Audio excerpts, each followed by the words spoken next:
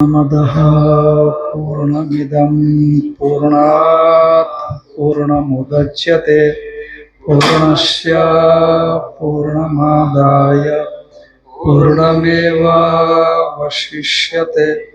ॐ शान्ति शान्ति शान्तिः। शंकराचार्यं केशवं बादरायणं सूत्रभाष्यकृतौ वन्दे भगवन्तौ पुनः पुनः। ईश्वरो गुरुरात्मेति मूर्तिभेदविभागिने व्योमवद्व्याप्तदेहाय दक्षिणामूर्तये नमः। ओम शांति शांति शांति। ब्रह्मसूत्र के प्रथम अध्याय के दूसरे पाद का अंतर्यामी अधिकरण पर विचार चल रहा था। तो अंतर्यामी कौन है, इस विषय में चर्चा हो रही थी। तो कह दिया गया कि अंतर्यामी शब्द से संभावित प्रधान है, जीव है या देवतात्मा है। तो इनमें से कोई भी अंतर्यामी नहीं हो सकता, केवल परमेश्वर ही अंतर्यामी हो सकता है। तो ये बात कह दी गई, तो और इसी को आगे बढ़ा रहे हैं।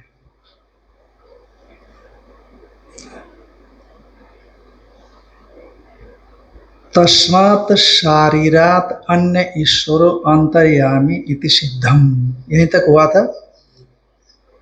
इसलिए शारीर जो जीवात्मा है, शरीरे भव शारीर, जो शरीर में होने वाला शारीर जीवात्मा, उससे भिन्न ईश्वर अंतर्यामी है। ये पूर्व के विवरण से, व्याख्यान से सिद्ध हो गया।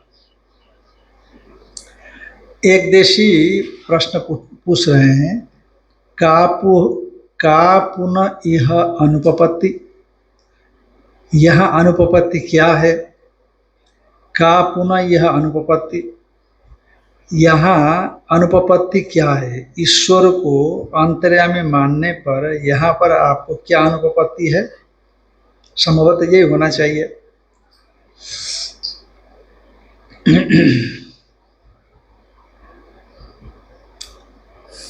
कहा न अन्यो अतो अस्ति दृष्टा इत्यादि श्रुति वचनम विरुद्धेत।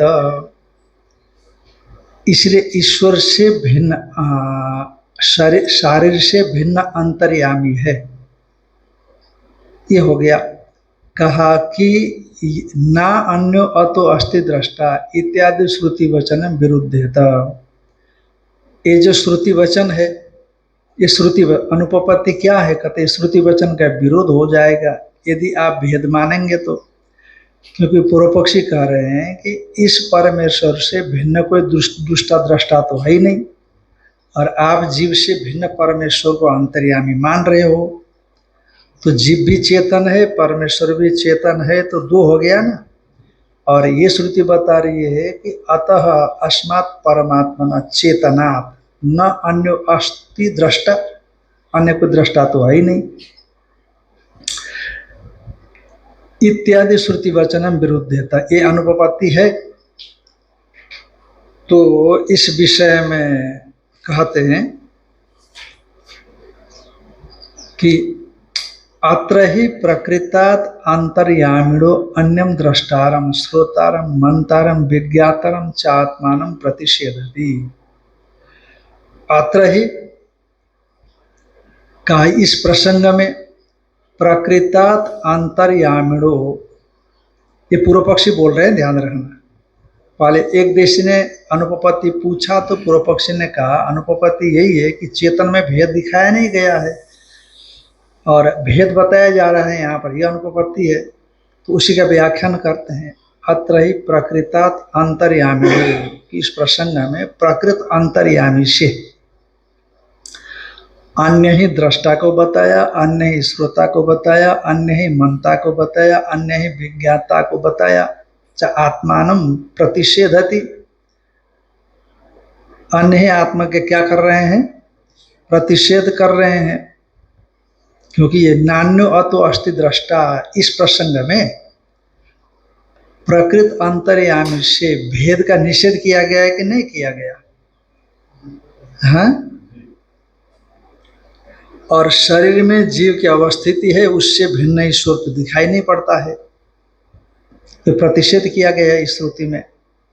और जीव, शरीर में जीव दिखाई पड़ता, ईश्वर दिखाई नहीं पड़ता, तो अभेद तो हो ही गया ना। यहाँ भेद का निषेध कर दिया गया और शरीर में शारीरिक दिखाई पड़ता है, तो शारीर अंतर्यामी होना चाहिए, दूसरा नहीं होना चाहिए, क्योंकि ये शारीरश्चो भयपि भेदे नैनम अधीयते, इस सूत्र पर विचार चल रहा है। का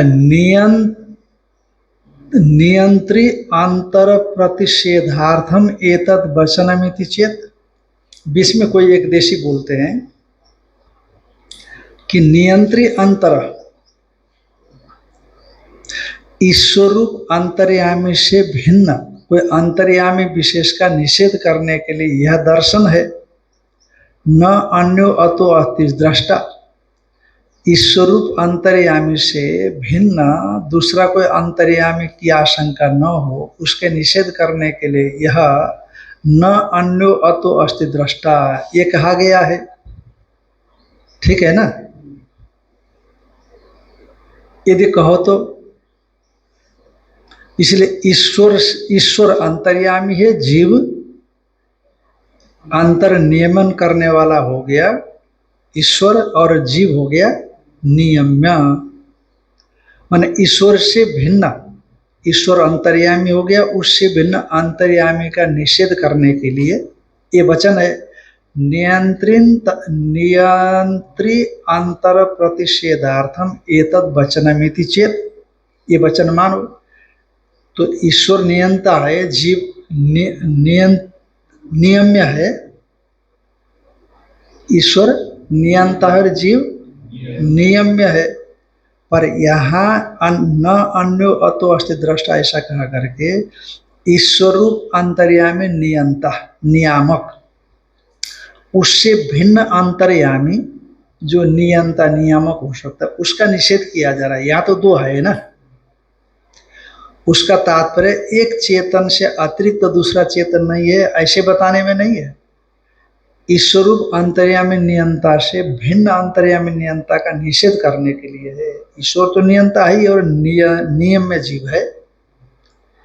नियंत्री अंतर प्रतिषेधार्थम एतद वचनम, चेतन द्वय का निराश करने के लिए नहीं है। ध्यान में आए कि नहीं?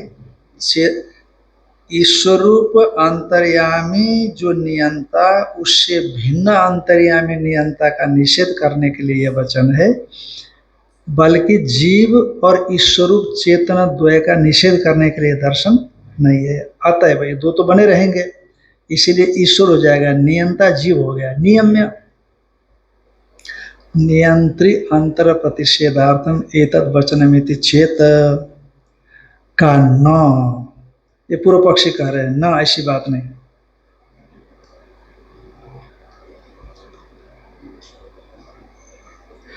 जब आप सभी का नियंता ईश्वर हो गया तो नियंता भिन्न नियंता की प्राप्ति नहीं है। जब सबका नियंता एक ईश्वर हो गया कि नहीं अंतर्यामी, तो नियंत्रण तर की प्राप्ति होने पर अतो अन्यदार्थम, नान्यो अतो अस्ति दृष्टा अतो अन्यदार्थम, इस प्रकार का निषेध आप कहना चाहते हो। जब सर्वनियंता यहाँ ईश्वर अंतर्यामी प्राप्त हो गया है तो अन्य कोई नियंता की प्राप्ति नहीं, तो निषेध करने के लिए नान्यो अतो अस्ति दृष्टा ये वाक्य की आवश्यकता ही नहीं रही। और जब कोई नियंता की प्राप्ति नहीं है तो अप्राप्त प्रतिषेध भी नहीं होता, क्योंकि प्राप्तो सत्यम प्रतिषेध, जब किसी की प्राप्ति होने पर उसका निषेध करते हैं, जब प्राप्त ही नहीं तो निषेध कैसा? तो इसीलिए न अन्यो अतो अस्ति दृष्टा इत्यादि श्रुति दृष्टि श्रोत्री आदि निषेध करती है अविशेष रूप से, न तो अंतर्यामी रूप से जो है निषेध करती है, इसीलिए जीव अंतर्यामी मान लेना चाहिए, ये पूर्व पक्षी कह रहा है। न अन्यो अतो अस्ति दृष्टा, पूर्व पक्षी ने एक देशी कह रहा है। न नियंत्रण तर अप्रसंगात, नियंता दूसरे की प्राप्ति न होने से, और अविशेष श्रवणाच, तो इसीलिए अप्राप्त प्रतिषेध संभव न होने से एक देह में एक जीव ही अंतर्यामी रूप से विद्यमान है। इसीलिए एक देह के भीतर में एक जीव ही अंतर्यामी रूप से अनुभव में आता है, कोई परमात्मा अंतर्यामी रूप से नियामक रूप से अनुभव में नहीं आता। अतएव शारीर जो जीवात्मा है वही अंतर्यामी है, ऐसा मानना चाहिए। क्योंकि यहाँ शारीरश्चोभयपि, ये सूत्र है ना, इसलिए आपको अंतर्यामी रूप से किसको बताना है? पूर्व पक्षी में जीव को बताना है। इसलिए शारीरश्च, अब ये शारीरश्च अंतर्यामी, ये पक्ष को लेकर के चर्चा हो रही है, और आगे इसका उत्तर सिद्धांत पक्ष में आएगा। न नियंत्री अंतर अप्रसंगात, भिन्न नियंता की प्राप्ति नहीं है, और अविशेष श्रवणाच, केवल एक अद्वितीय जीवात्मा ही चेतन रूप से इस शरीर में सुना गया है, दूसरा कोई ईश्वर सुना नहीं गया। अतएव जीव ही अंतर्यामी होना चाहिए, ऐसा पूर्व पक्ष हुआ। का अत्र उच्यते, इस प्रकार की आशंका होने पर सिद्धांति कहते कि महाराज हम आपको समाधान देते हैं। बड़ा जबरदस्त सिद्धांति के पक्ष में हथियार है अविद्या। क्या है? अविद्या है। बस चेतन में भेद करने वाली भी अविद्या है, जीव ईश्वर में भेद करने वाली भी अविद्या है, जगत को पैदा करने वाली भी अविद्या है। सब कुछ कैसा कर दिया? अविद्या ना हो तो एक निर्विशेष ब्रह्म में ये भेद का उत्पादन हो ही नहीं सकता। इसलिए कहते हैं अविद्या प्रत्युपस्थापित कार्य करण उपाधि निमित्तो अयम शारीर अंतर्यामिनोर भेद विदेशो न पारमार्थिक। अब ये सुन करके दिमाग में बैठ जाता है, दिमाग में बैठ जाता है सुन करके कि वास्तव में एक ही चेतन है। जैसे आकाश भिन्न भिन्न नहीं, एक ही आकाश है। उपाधि भेद से आकाश में भेद व्यवहार हो जाता है। कहे भाई छोटा हॉल है, क्या बोलते हैं? हॉल माने क्या है? आकाश ही तो है। ये घेर दिया, हॉल बता दिया आपने, ये हॉल छोटा है। अरे छोटा कैसे हो सकता है? आपका घेरा, आपने घेरा बनाया ना ऐसा, इसीलिए हॉल को आपने छोटा, हॉल माने क्या? खाली जगह को तो हॉल बोलेंगे आप। यह हॉल है, छोटा है। पर यहाँ जो आकाश है घेर करके आपने हॉल बना दिया, उसको हॉल कह दिया। तो आकाश में छोटा है ना, बड़ा है। पर आपका घेरा छोटा है, इसीलिए आकाश छोटा हो गया। जब घेरा और बड़ा हो जाएगा तो आकाश बड़ा कह देते हैं, और घेरा ही नहीं होगा तो आकाश व्यापक हो गया, आकाशवत् सर्वगतश्च नित्य हो गया। तो उसी तरह से अविद्या से प्रत्युपस्थापित जो कार्य करण रूप उपाधि, अविद्या के हमारा सूक्ष्म शरीर और स्थूल शरीर दोनों कार्य हो गया, स्थूल शरीर और करण हो गया सूक्ष्म शरीर। इस उपाधि निमित्तक अयम शारीर, इसमें जो अभिमान करने वाला चेतन वो शारीर हो गया जीव, और अंतर्यामी, और जो उपाधि निमित्तक ही और जो व्यापक उपाधि माया उपाधि वाला वो हो गया अंतर्यामी।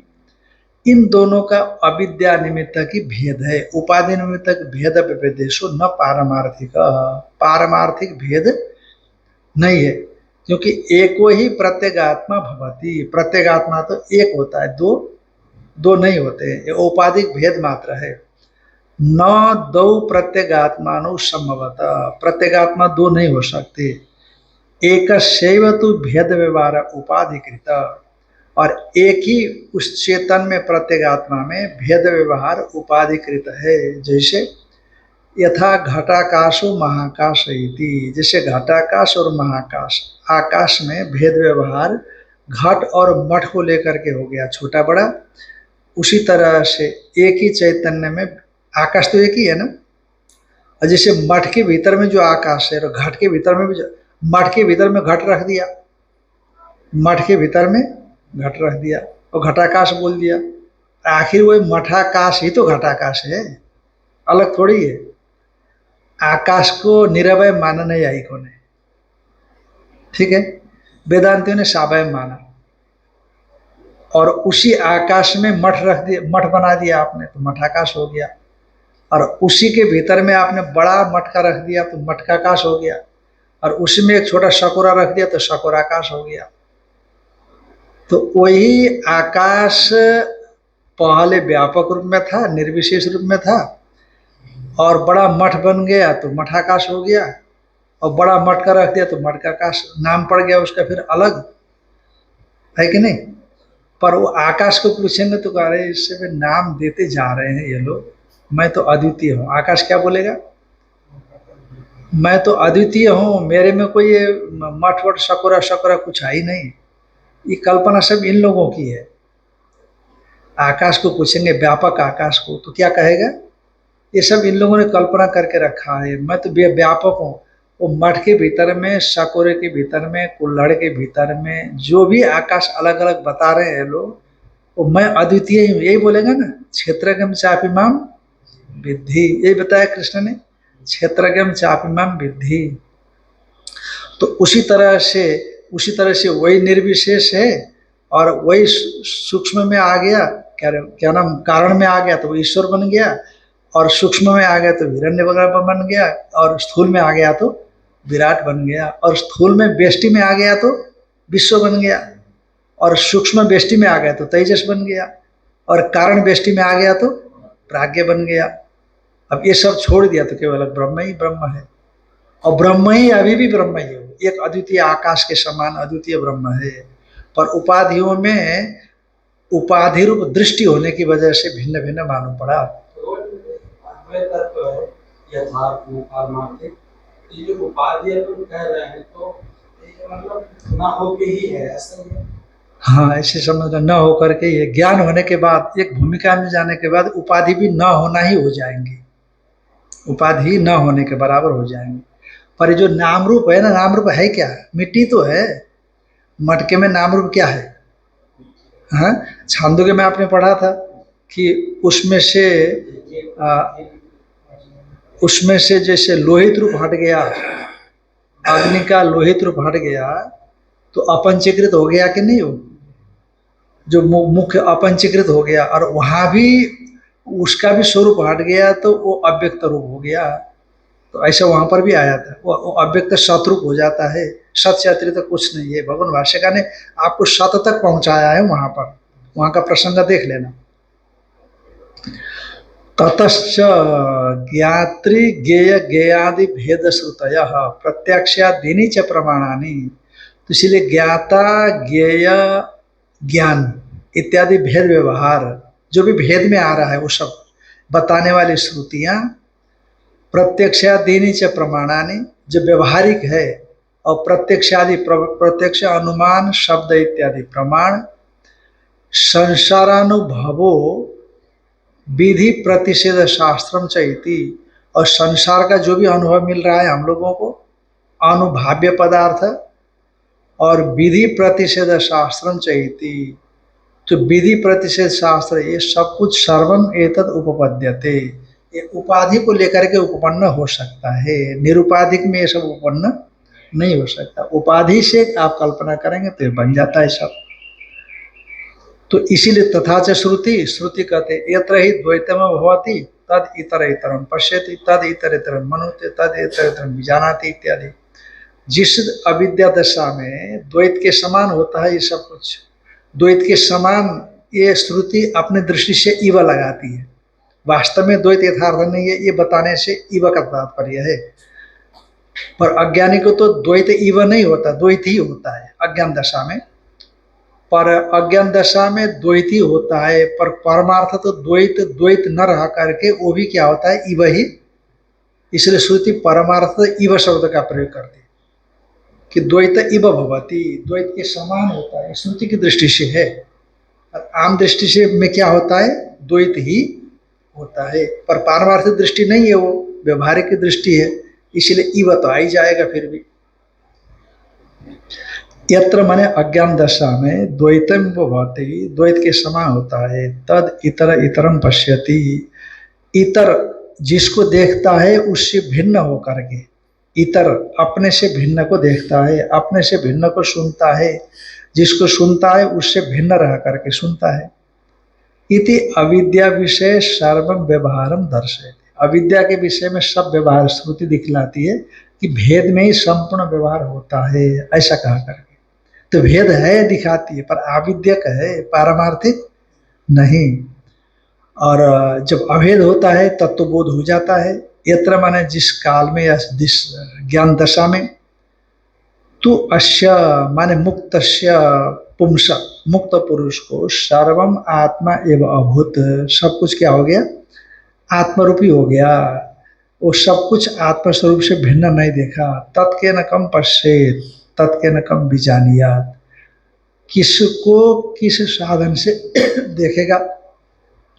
इति विद्या विषय सर्वम व्यवहारम वारयति, विद्या के विषय में संपूर्ण व्यवहार जो ऊपर बताया था, ज्ञात्री ज्ञेयादि भेद श्रुतियां, प्रत्यक्ष आदि प्रमाण, संसार का अनुभव, विधि प्रतिषेध शास्त्र, ये संपूर्ण व्यवहार, ये संपूर्ण व्यवहार को ज्ञान दशा में बाण करते हैं। भेदा भेदो सपदि गलितो पुण्य पापे विशीर्णे, माया मोह सब क्षयमति गदो नष्ट संदेह वृत्ति, शब्दातीतम त्रिगुणरहितम प्राप्य तत्वावबोधम, निस्त्रय गुण्य पथि विचरताम को विधि को निषेध।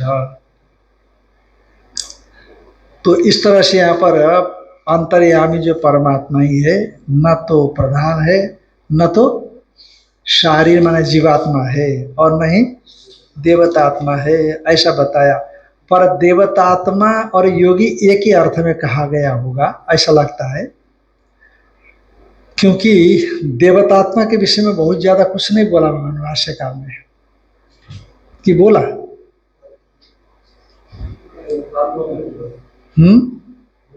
देवतात्मा के विषय में मुझे लगता है कि कुछ बोले ही नहीं है। कल्पना में तो उठा दिया कि देवतात्मा करके, और देवतात्मा नहीं हो सकता है, इस पर उपपत्तियां शायद नहीं दी है ऐसा लगता है, थोड़ा देख लेना। तो इसलिए अंतर्यामी परमात्मा है ये बता दिया गया। तो अब एक दूसरा अधिकरण लाते हैं। देवतात्मा से पृथ्वी आदि जो अधिदैव है उनको ले सकते हैं। तो थोड़ा सा दिया पृथ्वी कहाँ दिया है, कहाँ कहाँ पंक्ति बताओ जिसे हम बताते हैं। 184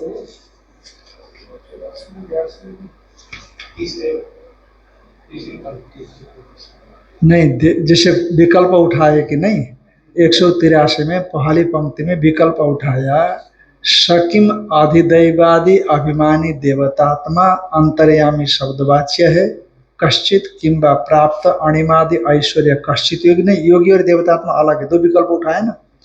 किंबा परमात्मा किंबा अर्थांतरम किंचित इति अपूर्व संज्ञा दर्शनात् संशय, तो ये संशय हो गया ऐसा कहा दिया ना। और आप बताओ कहाँ बता रहे थे आप,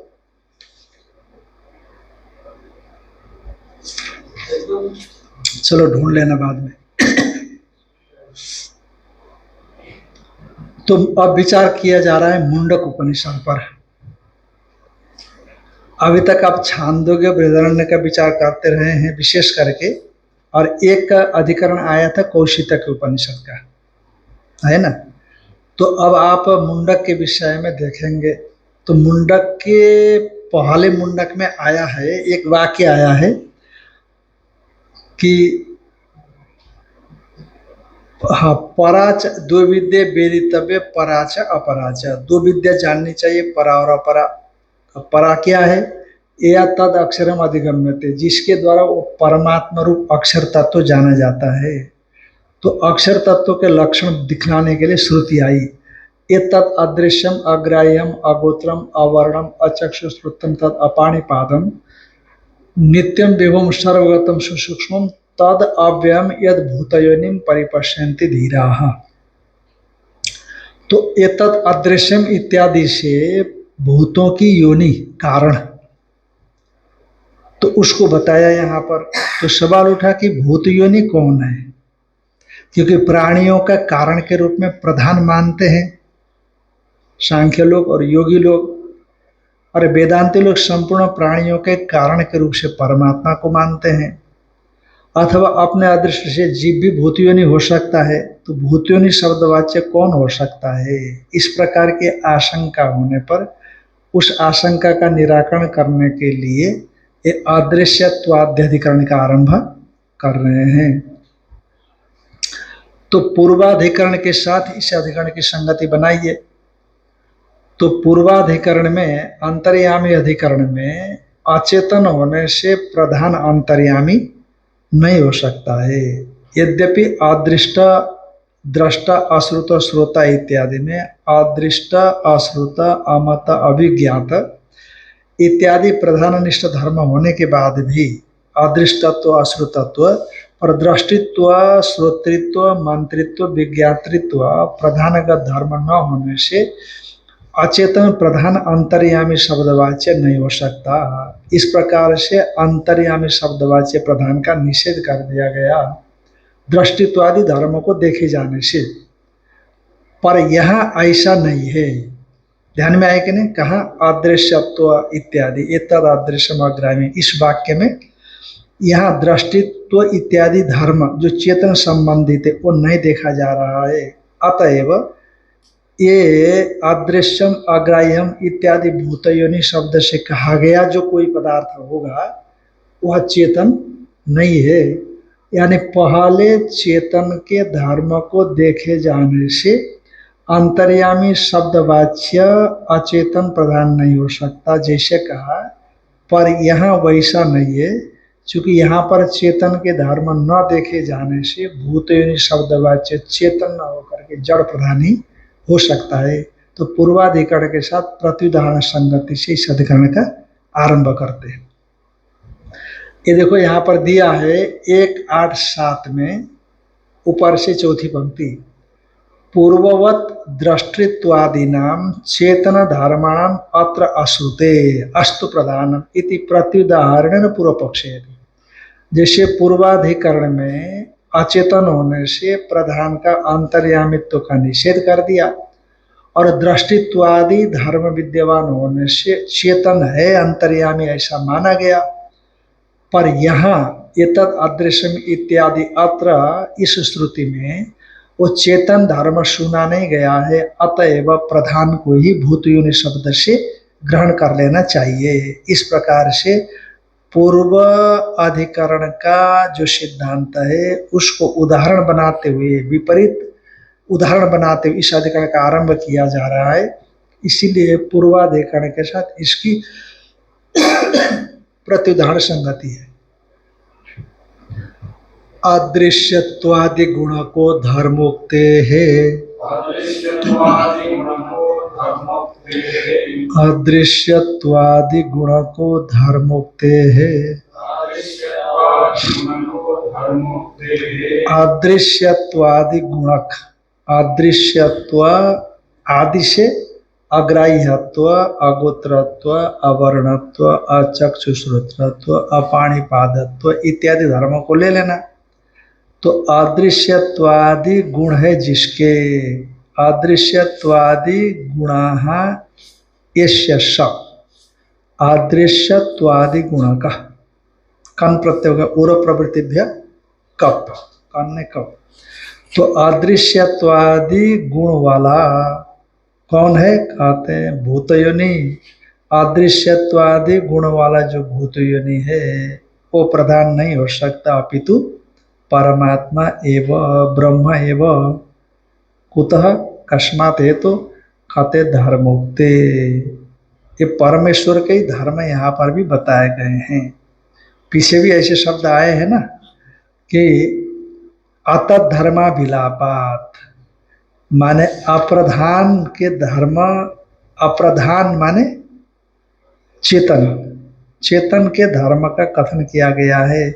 अंतर्यामी अविधेयवादिषु तद्धर्म व्यपदेशात तस्य चेतनस्य धर्म इति तद्धर्म तस्य व्यपदेशात तस्य व्यपदेश तद्धर्म व्यपदेश तस्मात्। चेतन परमात्मा के धर्म का ही कथन किए जाने से अंतर अधिदेवादियों में अंतर्यामी ब्रह्म है, अन्य कोई नहीं है। ये जैसे कहा था उसी तरह से धर्म उगते हैं, माने परमात्मा संबंधी धर्म यहाँ पर कहे गए हैं। इसलिए अदृश्यत्वादि गुण वाले जो भी गुण वाला जो भी बताया है वो भूत योनि परमात्मा है, प्रधान नहीं है। भूत योनि प्रधानम वा जीवो वा यदि वेश्वरः आद्यो पक्षौ उपादान निमित्तत्वाभिधानतः ईश्वरो भूतयोनिः स्यात् सर्वज्ञत्वादिकीर्तनात् दिव्याद्युक्तिर्न जीवस्यान्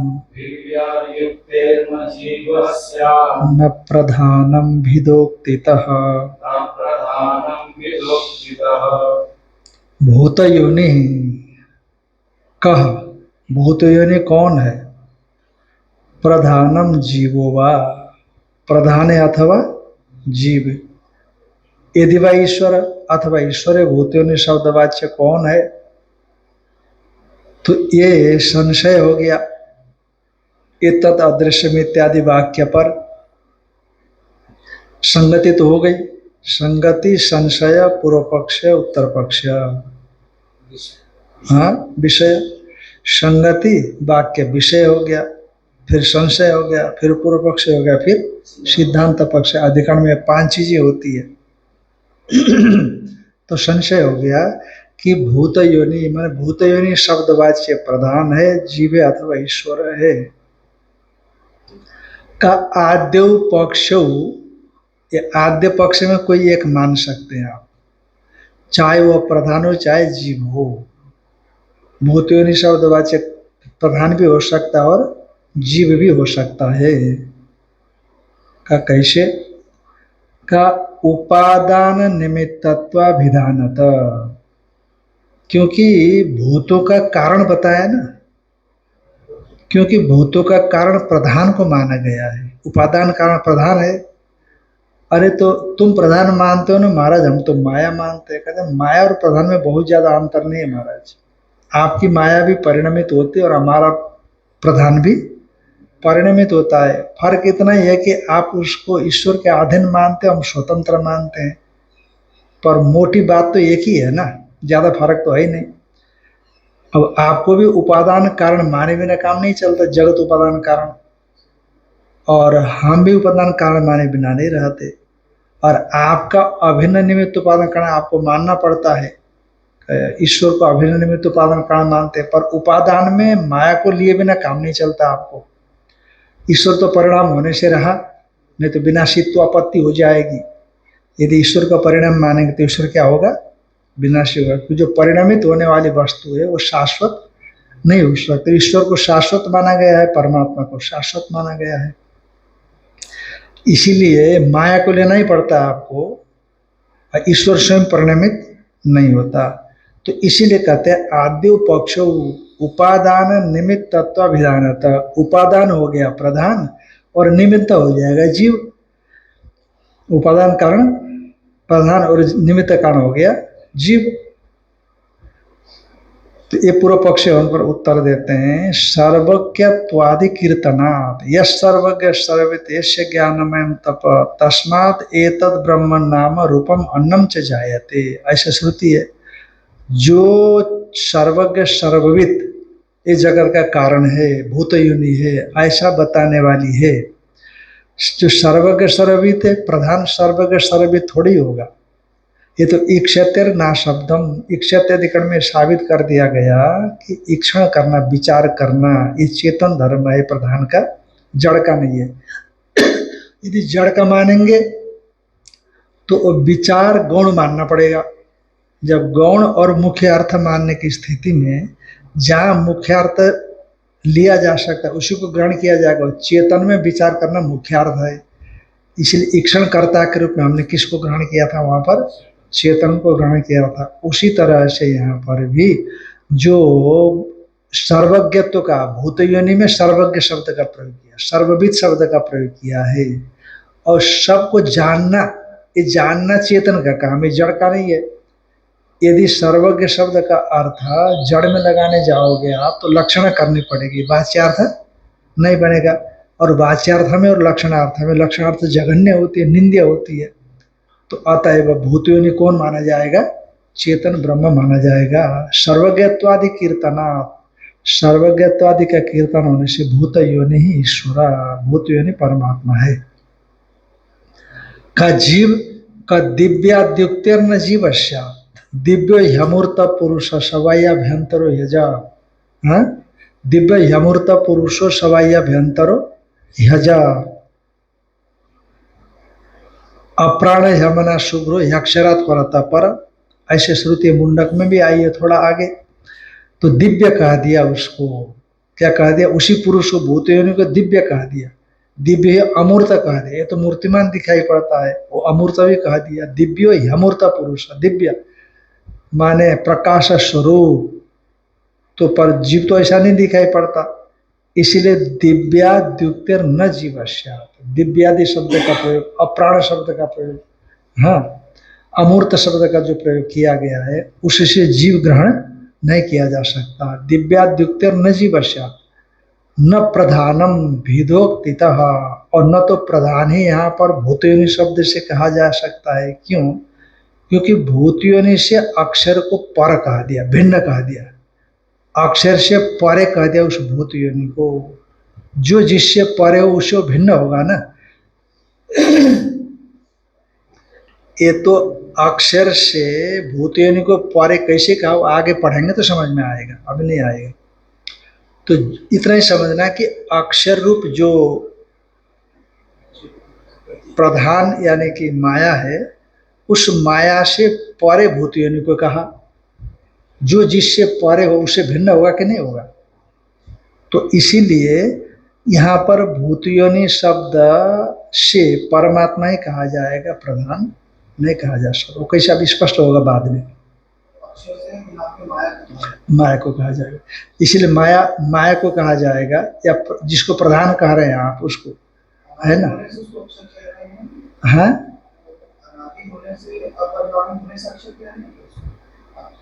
माने न क्षरति त्यक्षर, अनादि मानते हैं ना वो लोग वो नित्य परिणामी मानते हैं, नित्य और परिणामी, बना रहता हमेशा, खत्म नहीं होता, इसलिए अक्षर कह दिया।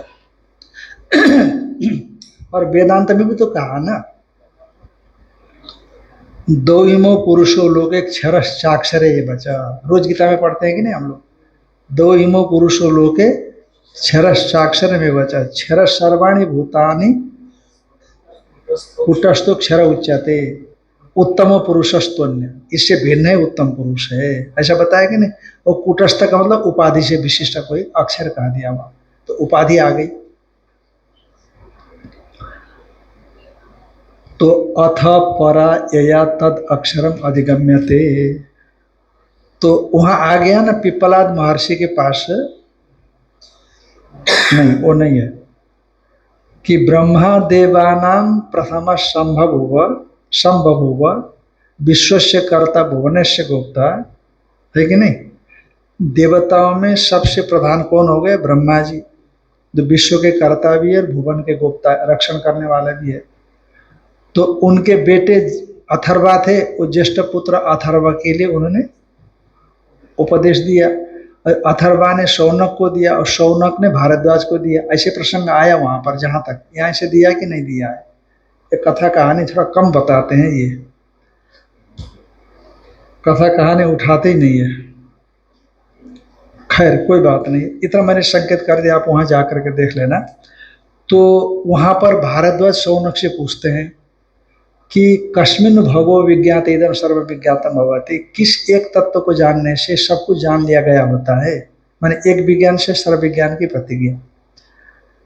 तब इसके इस प्रश्न के उत्तर के रूप में शौनक, शायद शौनक ही है, शौनक शौनक, तो वो कहते हैं द्वे विद्ये वेदितव्य पराच अपराच, है ना। तो दो विद्या समझना, परा और अपरा। अपरा, तत्र अपरा ऋग्वेद यजुर्वेद सामवेद अथर्ववेद शिक्षा कल्प व्याकरण छंद ज्योतिष निरुक्तम अथ परा एया तदक्षरम अधिगम्यते, ये शुरू किया। दो विद्या जान लेना चाहिए, किस एक तत्व को जानने से सब कुछ जान लिया गया होता है, ऐसा पूछा।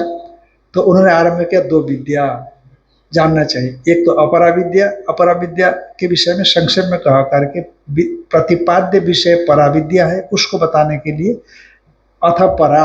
अब हम परा विद्या के विश्लेषण करेंगे अपरा के बाद। एया तदक्षरम अधिगम्यते, जिस एया परया विद्या आत्मज्ञानेन तद अक्षरम ब्रह्म रूपम। अक्षर शब्द अव्याकृत को नहीं बताता है, यहाँ पर ध्यान रखना। वो अक्षर तत्व को, ब्रह्म को जाना जाता है। तो ब्रह्म क्या है? एतत् अदृश्यम अग्राह्यम अक्षर चक्षुश्रुतम तद अपाणिपादम नित्यम विभुम सर्वगतम सुसूक्ष्मम तद भूतयोनिम यत् परिपश्यन्ति धीरा। ये वाक्य आगे आया जो विचारणीय वाक्य है यहाँ का। तो अथ परा एया तदक्षरम अधिगम्यते। अब अथ परा, उसके बाद हम परा विद्या को बोलते हैं, जिस परा विद्या से अक्षर माने ब्रह्म तत्व जाना जा सकता है। तो ब्रह्म क्या चीज है?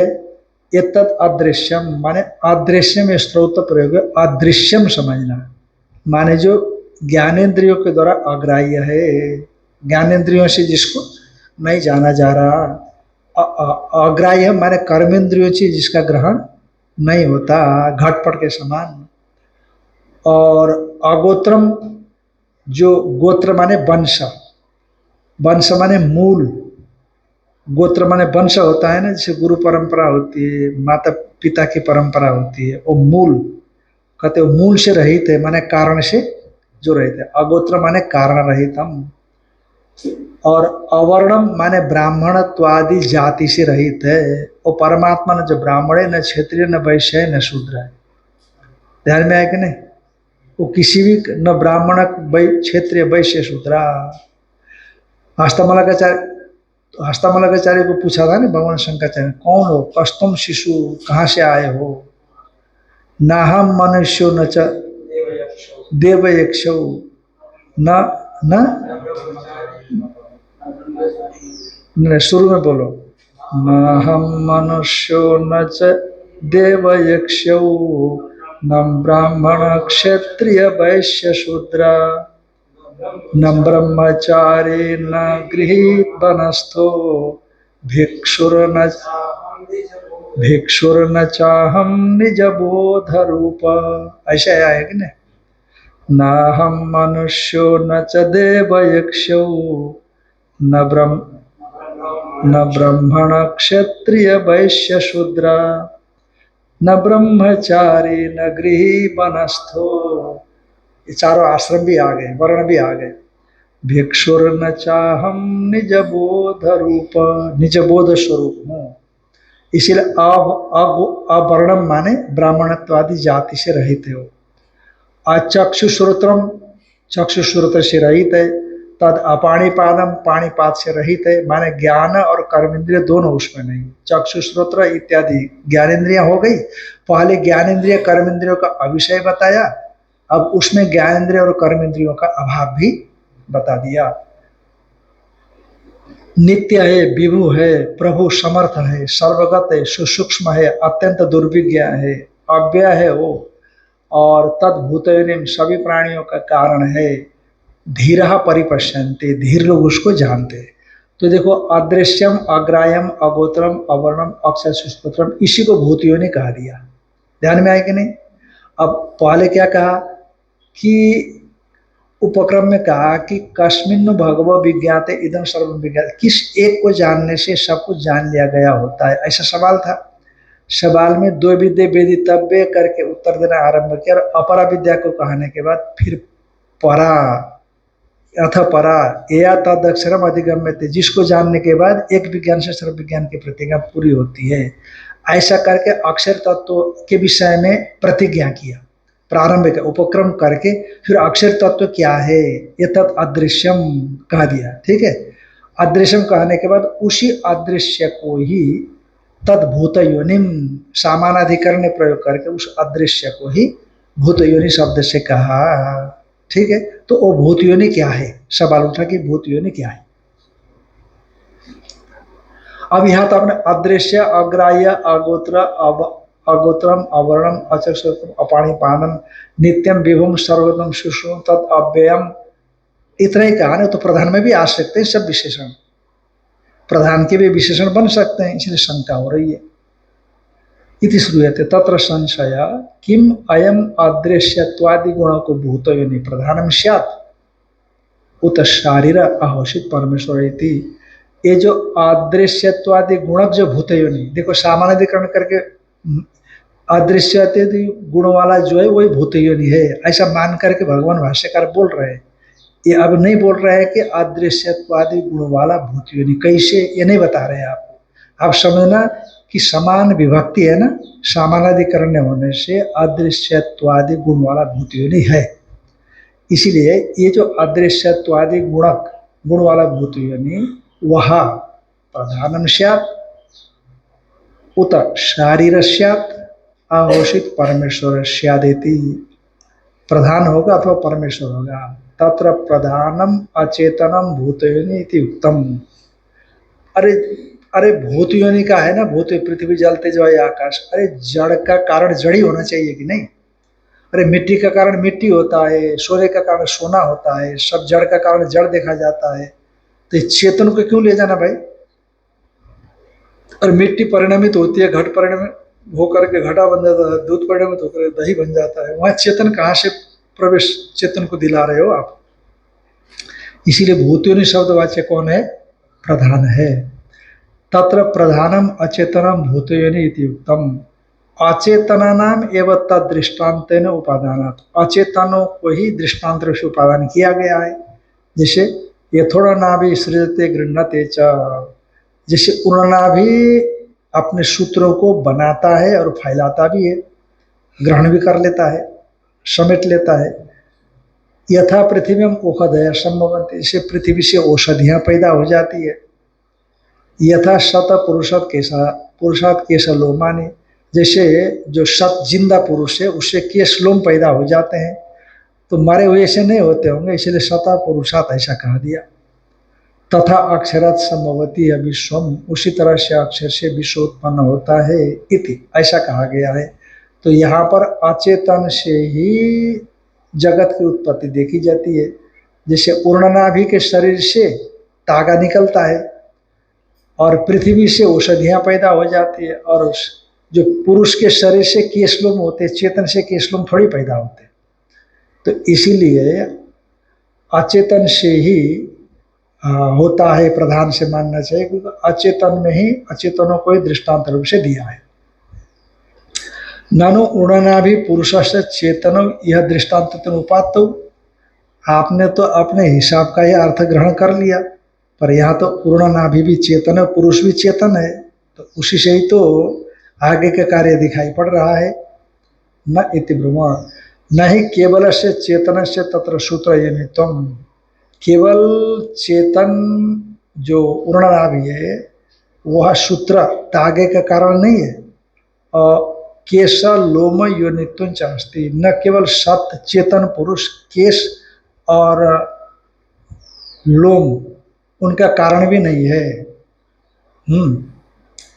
केश और लोम कहा दिया, लोम माने शरीर के अन्य भाग का, केश माने सिर का, ऐसे समझना। चेतन अधिष्ठितम ही अचेतनम उड़नाभि शरीरम सूत्र से योनि, माने चेतन से अधिष्ठित अचेतन जो उड़नाभि का शरीर और सूत्र का कारण है। और पुरुष शरीरम च केशलोम इति प्रसिद्धम, और पुरुष का शरीर केशलोम का कारण है, ये प्रसिद्ध है। तो इसीलिए आप ऐसा नहीं कह सकते हो केवल अचेतन का ही दृष्टांत दिया गया है, चेतन भी यहाँ पर मौजूद है। तो आगे का फिर हम लोग देखेंगे। ओम